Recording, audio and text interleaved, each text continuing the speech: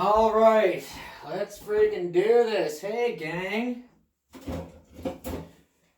Oh, I can't believe this is still ongoing. I can't believe you people are actually watching this and commenting and enjoying it. Because I'd have definitely quit by now. I would have stopped this already, but no, you guys have held me to the fire on this one. So that's good. I hope it's going well for you guys out there. Hope you're staying sane. I hope no one's out there humping the couch right now and, all that sort of stuff. I'm doing all right. The cat is pretty sick of me, I think. You might see her at some point. I woke up at 7:30 p.m. today and had a bag of beef jerky for breakfast. So, fuck, man. Anyway, I hope you guys are doing all right. Got this lovely mug here from Saucy Pots, guys. There's some pretty cool, get some pretty good local stuff you might be able to order. Help keep people going in these trying times. Craftspeople and artisans having a hard go of it. Okie dokie, just about ready to rock some history. Last going off, we were talking about, I'll just get up to my notes here. Last going off, we were talking about a fellow named John Ruck, who, he'd been skulking around the island a little bit, and he wrote some letters that seemed that things were pretty well established in England at the time here. And then we were kind of leaving off on the note that D.W. Prowse, he's like, yeah, this is even more proof that England was here in the early 1500s, and that makes him harder than old gum. He still rails on this point flat out. It's pretty good. All right, so picking up where we left off on page 40, John Ruck's letter and stuff. That's cool. So to talk about with the next piece that we get into is just a little anecdote about this guy Jorge, and he just has like a disastrous trip to Newfoundland. I guess this book is gonna be filled with little anecdotes and tales and stuff like that. So we have the story of Jorge's disastrous voyage, where he's trying to go to Newfoundland and Cape Breton in 1536 on two ships called the Trinity and Le Mignon. Mignon. And he states in the notes here that the ships took 50 of people. And for those who don't know what score means, a score, it's usually a measurement of time. A score usually means 20 years. So 50 would mean 100 years. So he brought a century's worth of people, I suppose. Good one, Prowse. Yeah, cool. Just say 100. It's way less words. So basically on these boats, there was a few seamen, but basically, so there was like the train guys, and then the people who owned the boat, these were lawyers and court gallants, and surprise, surprise, turns out they were fucking useless on the ocean. But they were in charge of the ships, naturally, because why put the people who know what they're at in charge? Classic! But anyway, long story short, boys were in the Gulf of St. Lawrence. They ran out of food and supplies. People were dying. And so the other guys started to eat them. Yes! We only got 40 pages into the book before we start in on cannibalism. So that's cool. And honestly, I can say I didn't see that coming. When you talk about disastrous voyage, I was like, oh, did the ship sink or something? Like, no, we just had to eat a few of the boys. There's a quote here, just the end, they're talking about the ill-fated expedition, the product of enthusiasm and ignorance of an age, the product of the enthusiasm and ignorance of the age is one of the many wrecks in which our history is strewn. Court gallants and hair-brained lawyers are poor substitutes for practical seamen in dangerous exploring voyages. Well, who'da fucking thunk it, right? So that's cool. Any who's'll be. Basically, at the end of it all, the gang the survivors were rescued by a French boat, and the survivors fucked off back to England somewhere. Maybe Devonshire, who knows? Okay, so we're moving past that into the next section here. Talks about the Basque fishery. So when we talk about the Basque fishery, enter the Spanish. There's the Spanish Basques is a big thing. So basically, there's this fella, Esteban Gomez, or Steve Gomez, if he wants to call him that. He explored the American coast, most likely right up the American coast, right up to Cape Race. And this guy was such a good hand at the exploring and stuff that the Spanish called all the present-day United States Tierra de Esteban Gomez, which means, Steve's land, right? Which, and that could have included likely right up to Newfoundland. So the Spanish kind of thought that they owned the place. But the Spanish Basques are noted to not have started to engage in our fishery until about 1545. And the guys The guys were used to fish in Ireland and then moved to the Gulf of St. Lawrence over whale and seal hunting opportunities. Themselves out of Grand Bay is where the Spanish were located here mostly, and Grand Bay is basically present-day Porto Basque. Get it, Basque? Yeah, that's where the name comes from. Oh my god, we're learning. What else have I got here? And then, yeah, so basically, there's some more recorded proof that they make notes like there's 200 or 300 or fucking 15 score Spanish ships in those waters at the time, piles of them. They kind of came in hard and heavy. And then there's just more debate as to whether the Spanish were actually here earlier than that, and they probably were. There was probably like a couple of small expeditions fishing guys who were around here from Spain, maybe through the Portuguese or something like that. Moving on, we then started talking about kind of the early French exploration of the area. As we know, our main man in this area is going to be Mr. Jacques Cartier, who went on to discover, the Gulf of St. Lawrence. Not discover the Gulf of St. Lawrence, but, he claimed a lot of... Anyway, let me just read my notes. Jacques Cartier was killing it in the 1530s, claiming most of Canada's territory for the French, or what is modern-day Canada, for the French. He was also the first guy to give us a full idea of what our island looked like. He was kind of the first full picture of the area and stuff like that as things become more discovered. Every port is kind of buried out and stuff like that. And then we just have the story of Sir Jean-Francis de la Roche, which is more or less the same story as Jorge's, another disastrous voyage in the sense that it was a fucking mess.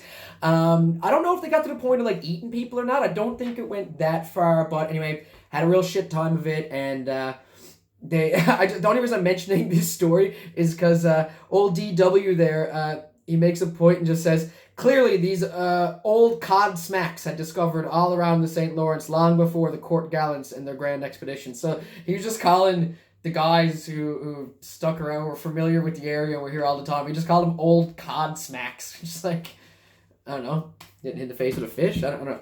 Smacks. Anyway. Meow, meow, meow, meow, meow, meow, meow, meow, down a page. And the last note on the reign of Henry VIII, that more or less he didn't really, he was amped about stuff with the Renaissance and everything like that, but he didn't really get into the colonization very much. The humble, noble fishery of Newfoundland continued to grow and become a trade hub in the New World. He wanted to expand and stuff like that. I guess he had more on his plate.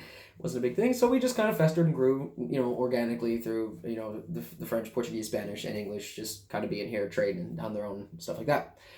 And lucky for me,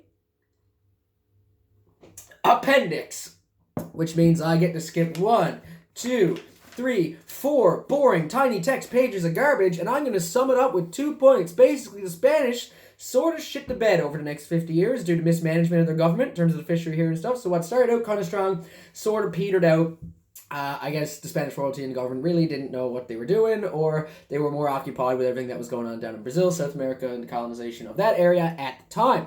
And the other note is that there were lots of French on the go for a while, and the French had some beefs with the English. Classic. And we know this because the French, took our island twice. Boys are deadly at burning down St. John's, right? Now, this isn't for a couple of centuries down the road, or a few score, and then a couple more. That'll come in time. But, notoriously, English and the French, button heads. So the French fishery sort of began to decline nearing the end of the 1500s due to the wars and the French being a bit scattered. They're just sort of spread out and stuff again. They had bigger fish to fry. Oh, God, I hate this.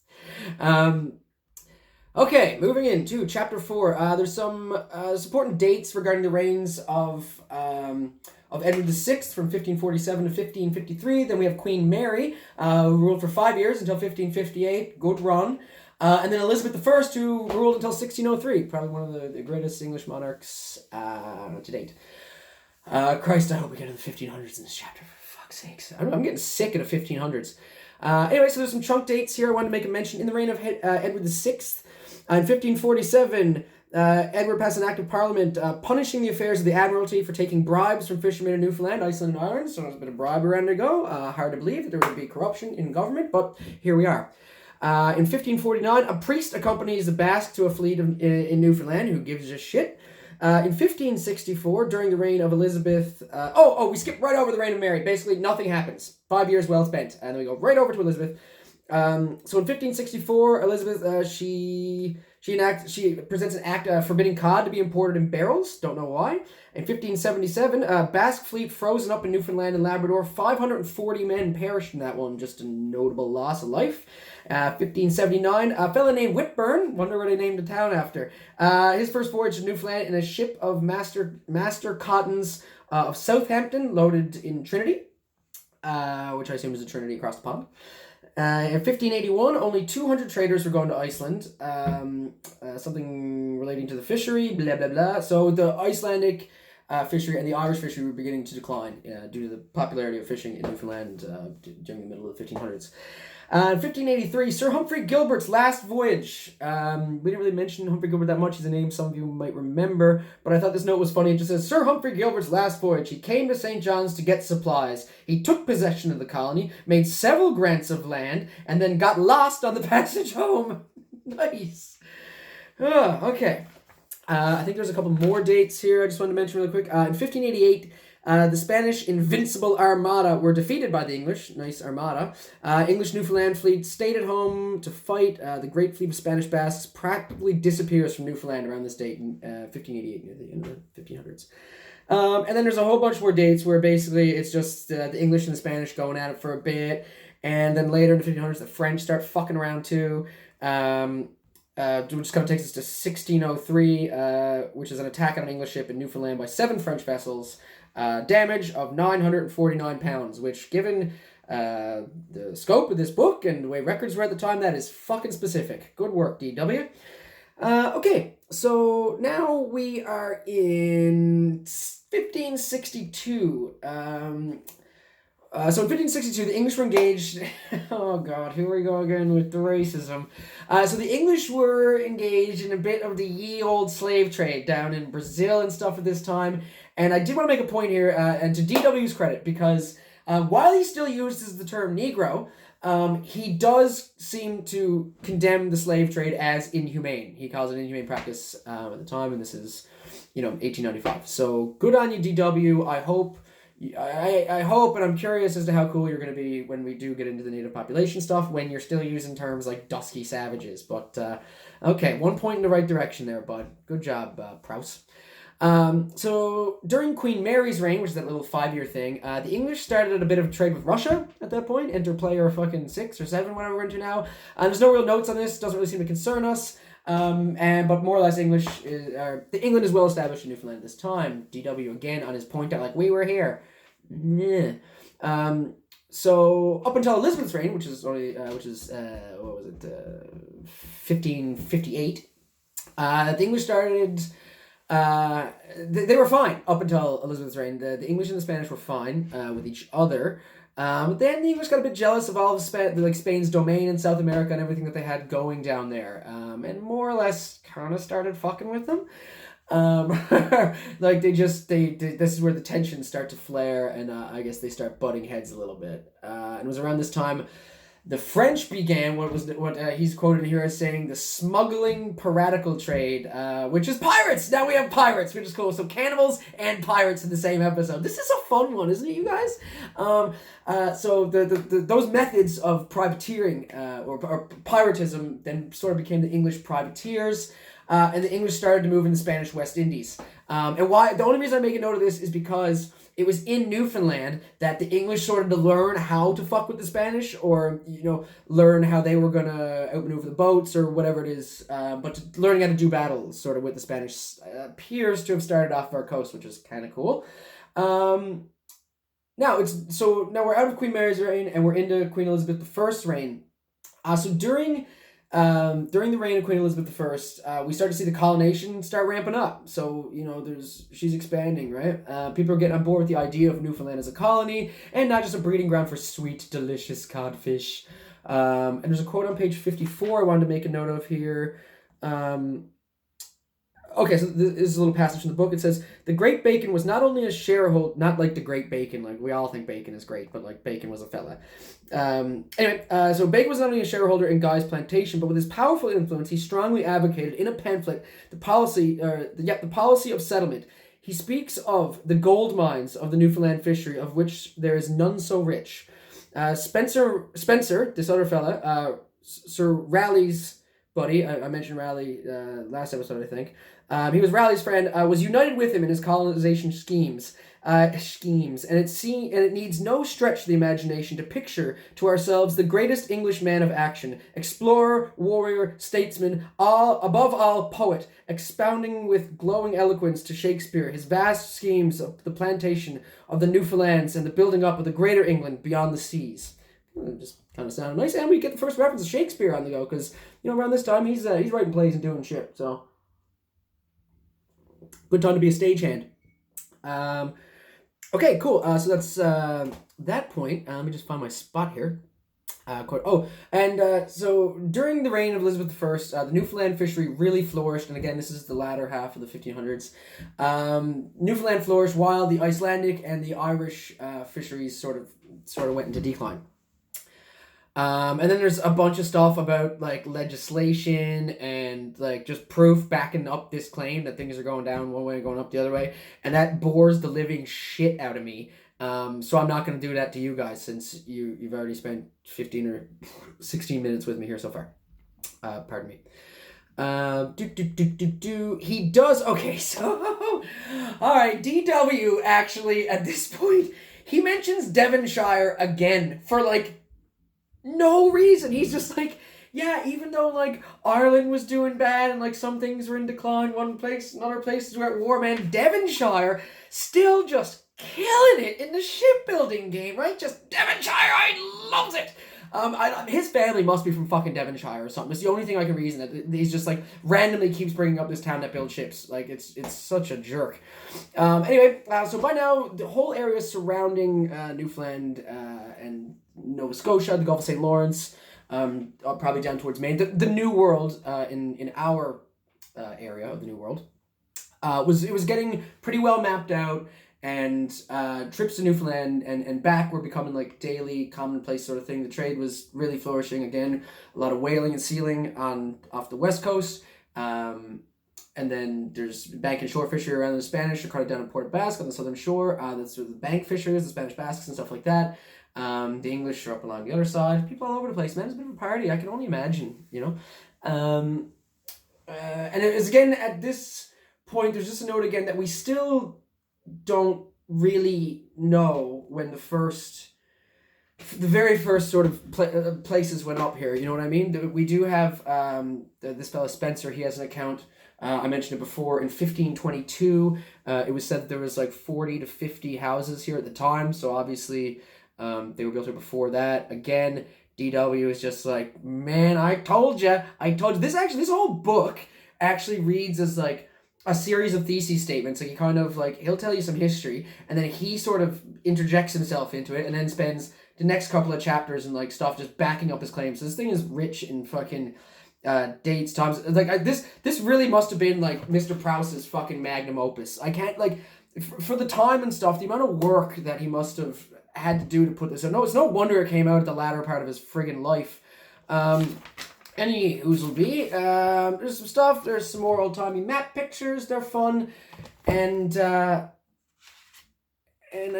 mean, there's not a whole lot else. I'm actually going to cheat a little bit. I'm going to stop halfway through page 59 because it seems to be here that we start talking about the out of the first people who came here. It's just the title page is called Winter Cruise, so I think we're probably going to start exploring what conditions must have been like here in winter and get into some of that real exciting random passage type shit. So that should be fun and games. Anyway, that takes us out of the pages 40 to 59 of A History of Newfoundland by D.W. Prowse. This has been the third installment of Liam Small Abridges, A History of Newfoundland by D.W. Prowse, 20 pages at a time until the bars reopen. I hope you guys are washing your hands. Sorry to hear about our first death on the island due to this COVID-19 thing. It sucks, guys. We take it seriously. You don't need to fucking hear it from me though. I mean, it's all over the place. All anyone's talking about. So I know, staying home, staying safe, keep up the good work, guys. Nothing more important than your health. Stay sane. Don't hump your couch. Bye.